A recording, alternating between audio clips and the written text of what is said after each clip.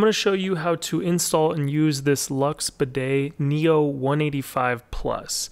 Now I had their older model, which I loved and enjoyed using, and one of the upgrades to this model is that it's much easier to install, and after installing it I can definitely say that it is. So the first step is you need to pop off these little tabs at the back of your toilet seat and then loosen the screw. It might be a flathead, might be a Phillips, but you loosen those up and you don't actually have to remove them. You just loosen them enough to where you can actually pull up on your toilet seat, as you see me doing here, and slide in those U-shaped connectors from this bidet. That's basically what the upgrade is. It makes it a lot easier to install. Now you're going to want to put your toilet seat down and make sure it's situated to where it lays flat. You might have to move the bidet in order to get it to lay flat, but that's a really important step, especially if you have an oval shaped toilet like the one you see here in the video. Once you got it good and situated, just tighten them up. You may have to reach around and there's like a bolt on the bottom of those screws to tighten it up. Now it's really important, the next step is to turn off your water. You're going to want to follow that hose up to where it connects to your toilet, and they included a plastic wrench to help you loosen that if you can't do it by hand, but you're going to want to disconnect that. And it's also really important that this is a hose and not a metal connection. If it is a metal copper pipe, you're going to want to go to your local hardware store and purchase a hose connection because you need it to be flexible. Now the next step is they include some plumber's tape, and they have this little metal piece here. On the two metal threads you see on this, I would recommend putting some of that plumber's tape on. You're going to want to put it on clockwise, the same way that the threads run.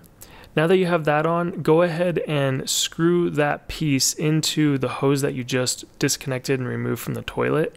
Then you're going to have to bend it. It may be a little tough, that's why you need a hose here, and you're going to want to reconnect it to your toilet with that new T-joint. I recommend just hand tightening it. If you want to use that wrench, don't overdo it, just get it nice and snug.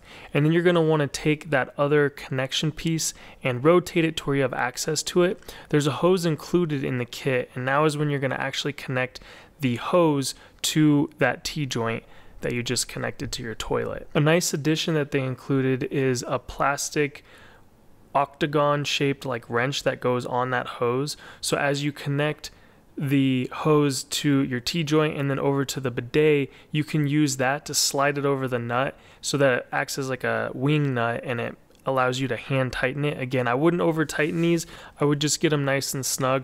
Now is a good time to resituate that T-joint so that the actual line that comes out of the bidet is hidden as possible, so you can kind of tuck it up underneath the toilet. As you can see here, when I get a view from up top, you just see a tiny little bit of the hose coming out. So go ahead and turn your water back on and check for leaks. Let the toilet water fully pressurize and just make sure nothing is leaking. If it is, obviously address that. Now you can go ahead and remove, there's two stickers on the bidet with useful information. One that's actually on the gate and the other one that's on the side right here for your warranty information. Now let me show you how you actually operate this thing. So there's three modes, and this back nozzle will adjust which mode you're on. The one you see me there is just to clean the nozzles. This is for the rear wash, and you can see as I turn it on, a spigot will come down and spray water. And this last setting is the feminine wash, where another nozzle, a separate one, will come down and do the same thing. It sprays water just a little bit more forward. So that's how the Neo 185 Plus is installed, how it looks, how it works. And like I said, I had their previous model. I highly recommend it. Been using them for years and really love it.